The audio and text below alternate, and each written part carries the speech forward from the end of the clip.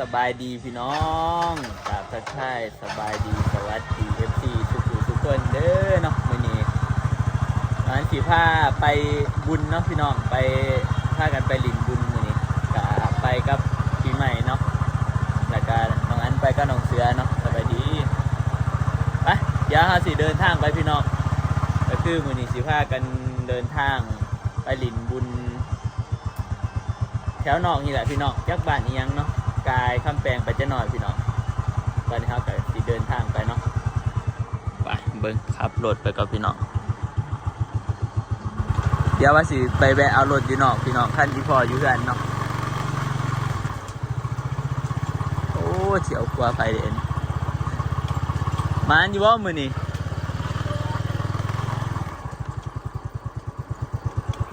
ไป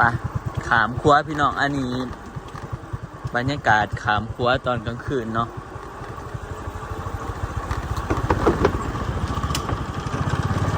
นี่กลางคืนกับคนบ่ค่อยเที่ยวหรอกพี่น้องน้องอันย่ามกันแทบสิบ่มีคนเนาะย่ามครัวกันดิ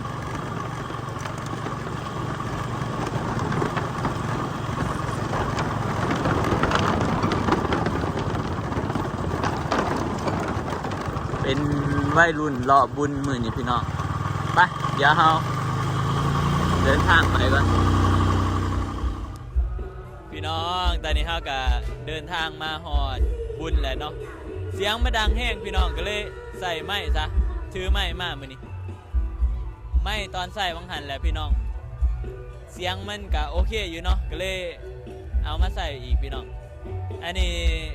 เขาฝากรถแล้วแหละพี่น้องอันนี้ก็เป็นบรรยากาศอยู่ในงานบุญเนาะจะน้อยน้องอันสิพาพี่น้องย่างเข้าไปเบิ่งทางในเดี๋ยวตอนนี้เฮาอยู่ทางเขาพี่น้องคนหลายไปพี่น้องเดี๋ยวน้องอันสิพาเข้าไปเบิ่งเนาะย่างไปเบิ่งแม่ก็มาขายของอยู่พี่น้องมื้อนี้ไปพี่เอามากับน้องเสือน้องพี่น้องไปย่างเข้าไปเลยอันนี้ก็บรรยากาศพี่น้องข้างในมันมีอันล่ำเหลืองเนาะหรือว่าหมอล่ำ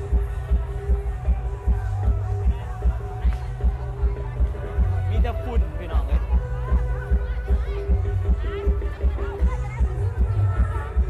มาคนร้ายขนาดพี่น้อง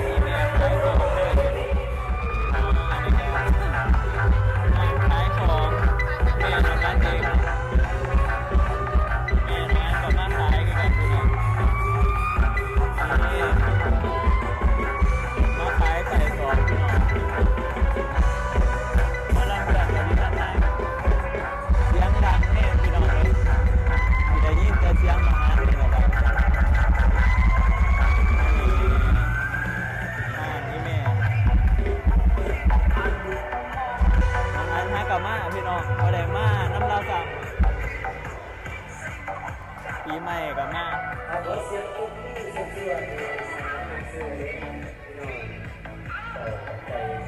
พากันมาลินพี่น้องมาหล่อลินขายดีวะแม่ก็ได้ขายอยู่เดี๋ยวขายเนาะ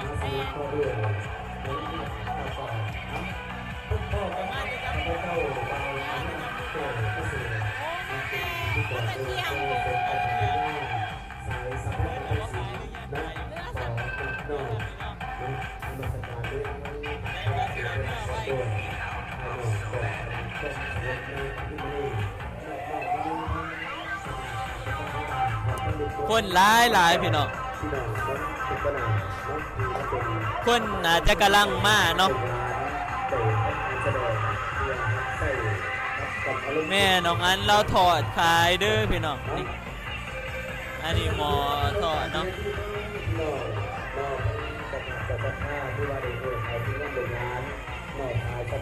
เพื่อนนะเพื่อกับฝากรถพี่น้องรถหลายแห่งทางในก็พอดีเป็นลำเรื่องสายสัมพันธ์สายสัมพันธ์บันเทิงศิลป์เนาะพี่น้องลำเรื่องขนาดนี้รู้สึกว่าเป็นตะม่วนพี่น้องเดี๋ยวจะนอนสิผ้าเขาไปเบิ่งข้างในเนาะบรรยากาศในงานก็ประมาณนี้พี่น้องงานเดินทาง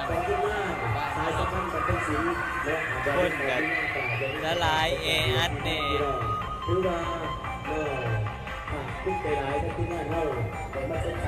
งานขายของกันหลายพี่น้องเลยคนยังมาบ่ขาดสายเนาะคนยังมาหลายอยู่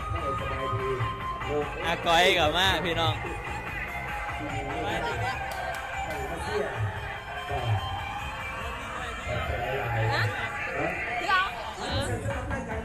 คอยหาจะอยู่คอยไม่ว่าคอนเสิร์ตม่วนพี่น้องลงสบายดีเด้อพ่อแม่พี่น้องดื้อลงกันไปคนละท่าคอยเล่นเต้าเล่นโอ้คอยมากคันจะมาแล้ว7-8 ปีได้แล้ว7-8 ปีตั้งแต่แบงค์เทพอ่ะคันบอกคือว่าขั้วนะแต่ว่ามัน7-8 ปีคันมาถอดชื่อได้ก็ได้มาลงแต่ชื่อว่าม่วนคนไม่ว่าคอนเสิร์ตม่วนคนได้อยู่โลกกันเต้นคอนเสิร์ตแล้วก็จะเปิดรับเรื่องแล้วมาดีเด่นนะแสดงรับเรื่องแล้วเขาไปเบิ่งคอนเสิร์ตม่วนยืนเบิ่งคนเดียวไปถ่ายคลิปมาอีกแล้วไปถ่ายคลิปมาขอถ่ายอันนี้เชื่อเนี่ยเขาไปเบิ่งคอนเสิร์ตนะเด็กคอนเสิร์ต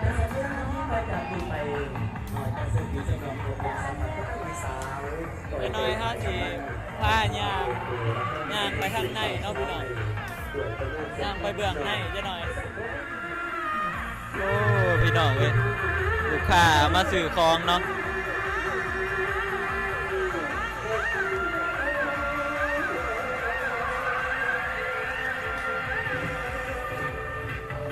น่าจะได้เมื่อไว้อยู่ดอกพี่น้องไปดิไก่ซิมเมิร์ดเด้อเนาะเราเอามาน้อยเดียวหรอกพี่แม่เราไม่ได้เอามาหลายมันกับเมิร์ดไว้พี่น้องแต่มันกับคนหลายเนี่ยมันแบบพ่อเด็กขายเนาะ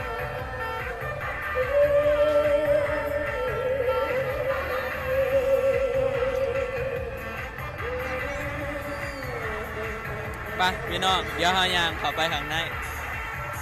ไปย่างไปได้ปะคือไงเนี่ย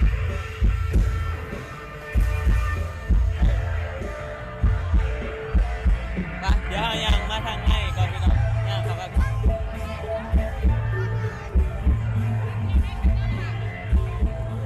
พี่น้องอันนี้บ้าซุกกะมาขายใส่คอกูว่านี่สบายดีก็สบายดีตอนกองไม่พี่น้องปลาซุกมาขายใส่ของซอยอยู่บ้านขายดีอยู่ล้อคนหลายขายพอดีเป็นไหนนั่นมันกดปลายครับนี่ฮะลายบอกปกติลายเลยนี่เขาห้างกับมาลายครับบอกเบิ้งดิเขากำลังมาประมาณช่วงนั้นนะฮะโอ้ผู้สาวมาซื้อใส่ของแม่มาที่จะสีหาสัมผัสไป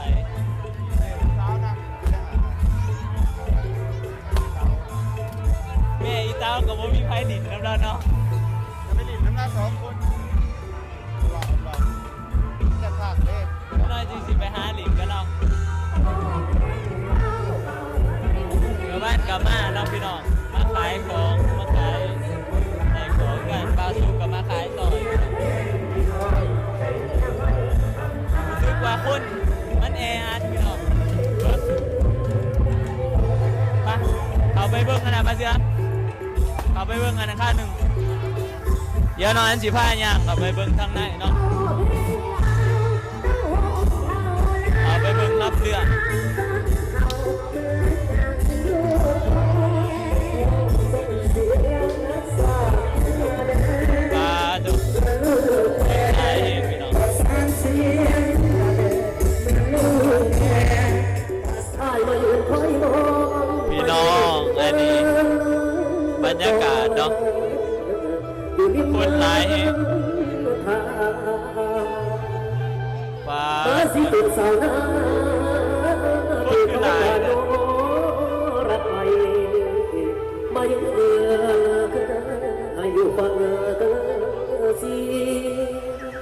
จะเป็นคณะดังแน่บ่จักพี่น้องคนจังหลาย เขาบอกขึ้นมาเสียน้ำตา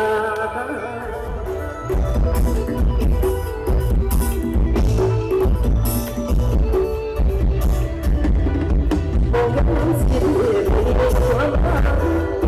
เป็นที่เขามาทำดีเขาเป็นอย่างนั้นคนร้ายเลยพี่น้องเลยคนเต้นนะฮะฟังล่าเนี่ยเพื่อนก็มากแบบพี่น้องคนมากเต้นหมอลำนะคนร้ายกันนะ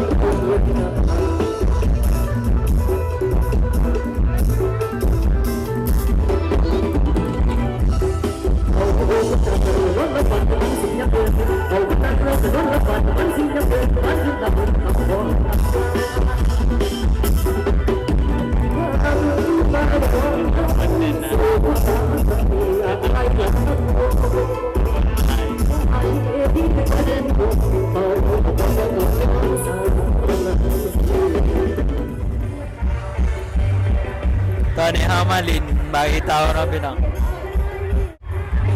พี่สาวมือนะฮะลินน้ำเหล้าอยู่พี่น้องลงบ่ถือแค่เถื่อมือนี้มาแก่มือ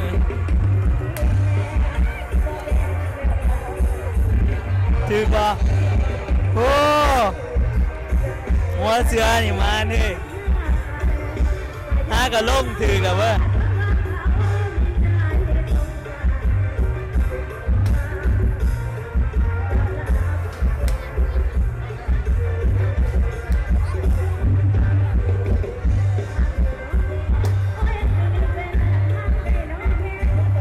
ลงโอ้มานว่ะ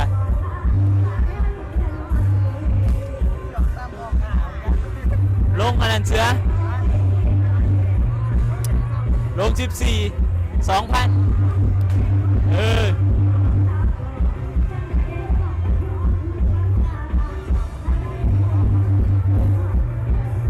นี่ยโอ้มันจะออกคุกปะยักษ์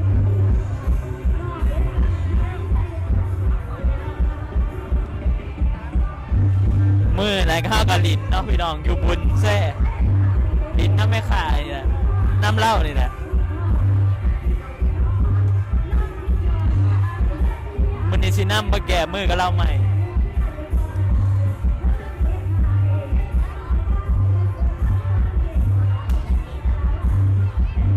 ซิบอ่ะถึงวะบ้าเข้าถึงจะได้เหรอ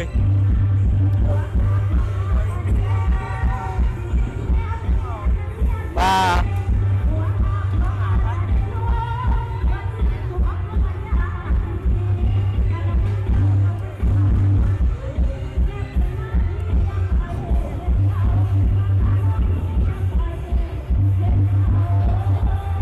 ป้าดพี่น้องเข้าถึงลงไม่หลายคือเขา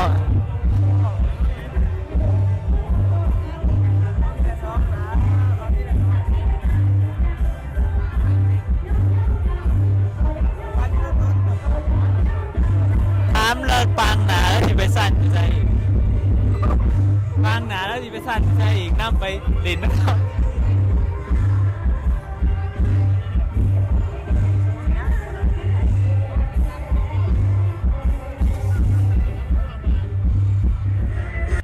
ตอนนี้ก็ก้อยสิเมื่อนะเนาะ แล้วสิเมื่อเด้อไปไม่ ได้ ได้ เลี้ยงเนี่ยนี่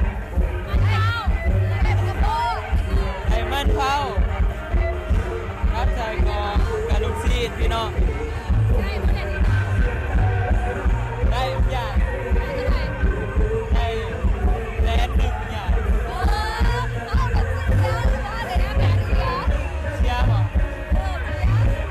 เด็กเต้ากันเสีย ตอนนี้ปีใหม่กับสิเมื่อน่ะไปเมื่อก่อนจะเราคอยเมื่อน้ำลัง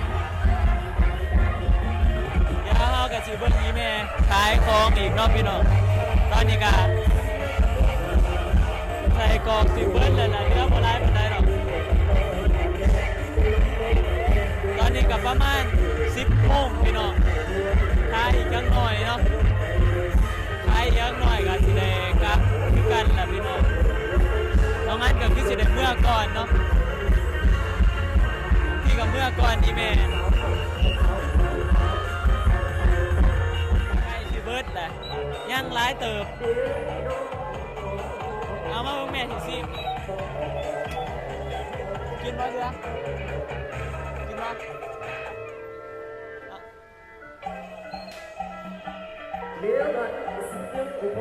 เดี๋ยวสิซิใส่กรอกอีแม่ก่อนพี่น้อง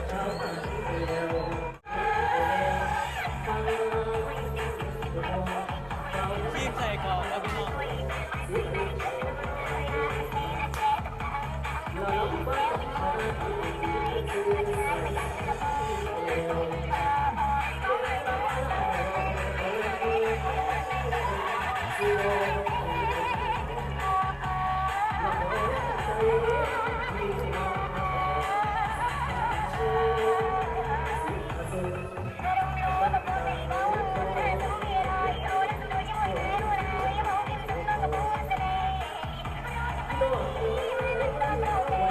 มันเสียงดังแห้งพี่น้องบ่ได้ยินอีหยังหรอกเพราะว่าลำเรื่องมันอยู่ไกลมันเสียงดัง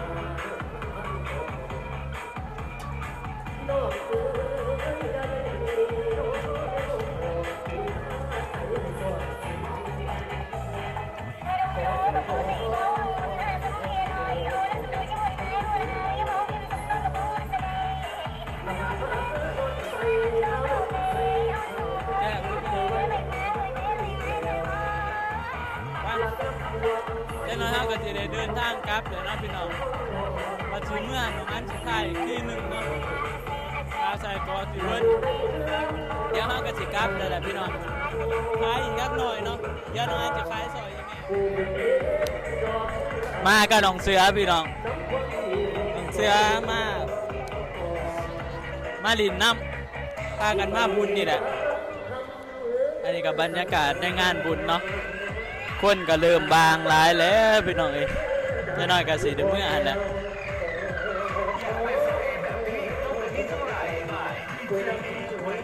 ก็พอได้ขายอยู่พี่น้องแม่น้องอันมาขายใส่กรอกเนาะก็มันก็มีคนอยู่พอดีก็เหลือน้อยเดียวนี่แหละพี่น้องนี่สิเบิดแหละคนก็เริ่มทยอยกลับกันกลับหลายแล้วพี่น้อง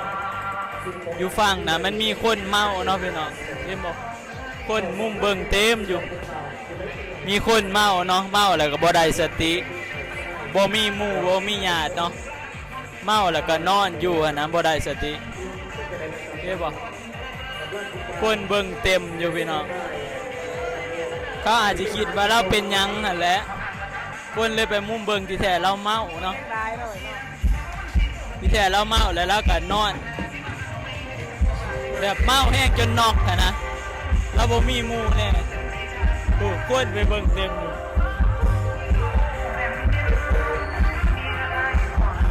ไปพี่น้องเจ้าน้อยเฮาก็สิเดินทางเมื่อนั่นแหละพี่น้องตอนนี้เฮาก็สิเมื่อแหละเนาะประมาณเที่ยงคืนแม่น้องอันก็จังน้อยแล้วก็สิเมื่อเดี๋ยวน้องอันสิเมื่อก่อนซะพี่น้องแล้วว่าเมื่อก่อนขายดีบ่แม่มื้อนี้เดี๋ยวถามมีแม่ก่อนเสียงมันบ่ดังปานใดพี่น้องขายดีบ่ ขายดีอยู่บ่ได้ขายดี ขายดีเนาะจะเอามาจากลูก บ่ได้นับซ้ บ่ได้นับเอามาซ้ำบ่มื้อวานเฮ้ยมื้อวานซ้ำบ่ตอนเฮาไปขายอยู่ ำเอามาหลายกว่าน้อยหนึง เ เอามาหลายกว่าตอนเฮาไปขายอยู่แซ่หน่อยหนึงเนาะเหลือเท่านี้แหละพี่น้องคันสิว่าอยู่จนเขาปิดอาจสิเบิดเนาะ จะได้กับเมื่อเราเบิดต้นทอดนี่นะ แล้วถ้าเขาจะเอาเมื่อกินเอาเมื่อไหร่เอาแต่ตรงนี้ เตียงนั่นแกงไส้ แล้ว บ่ได้ เราจะเอา นะ เมื่อกินจักหน่อย เตี พี่ ยง น้อง สิให้เอาพี่สิให้จังได๋บ่จะเสียค่าไฟจะเสียค่าปุ๋ยเสีย คนหลายอยู่พี่น้องบุญงานบุญเฮาก็สิได้เมื่อคือกันเลยเนาะเพราะว่าตอนนี้ก็เดึกแล้วพี่น้องสิกลับก็เบิ่งดิเอากล้องปิ้นไว้เบิ่งว่า เบิ่งหน้าเบิ่งตามันคือสีดำนี้ คนก็เริ่มบ่แม่นเริ่มหรอกคนเข้าเมื่อเบิดแล้วพี่น้องเหลือแต่คนไก่บ้านเนาะเขาที่ยังอยู่กับคนกับบ้านนี่แหละ เอาถุงสี ส่วนหลายก็มีแต่คนไกลๆเขาอยู่ คนที่เขาอยู่ไกลเนี่ยเขาจะเมื่อเบิดแล้วพี่น้องเมื่อก็น้องเสือแล้ววันนี้ เอาของมันสิเอาปรับ ซื้อนะ ได้แน่เนาะโอ้ไปห้าอย่างเงี้ย เจ้าเป็นจังไดบ่ต้องละเจ้ากินบ้างไหมบ่ครับ เอาอันนี้แทนแต่ว่าอายอันนี้เจ้าสวยอกอ่ะ ที่แรกว่าสิถามเมื่อพ่อมีแม่ เจ้าสิลูกบางอย่าง เมื่อก่อนแล้วซะ อยากนอนแหละ เจ้ากินบ้างไหมบ่ แต่แสดงว่าบางทีนี่ตั้งใจซอยดี เจ้าของสวนบ่ได้คือว่าผู้ชมอยู่นะเนี่ย อยู่เพื่อนมีบ่ นี่อยู่ในตู้เย็น ในตู้เย็น ได้ข้าวแกงไม่รู้ว่าอะไร ไปพี่น้องสำหรับคลิปนี้ก็สิได้เบิดเพียงซ้ำนี้แหละเด้อเดี๋ยวนั้นก็สิขอตัวเมื่อก่อนเนาะขอบคุณขอบใจ FC บ่สุขทุกคนพี่น้องที่เข้ามาติดตามรับชมเดี๋ยวไว้พบกันใหม่คลิปหน้าสำหรับคลิปนี้ขอตัวลาไปก่อนพี่น้องบาย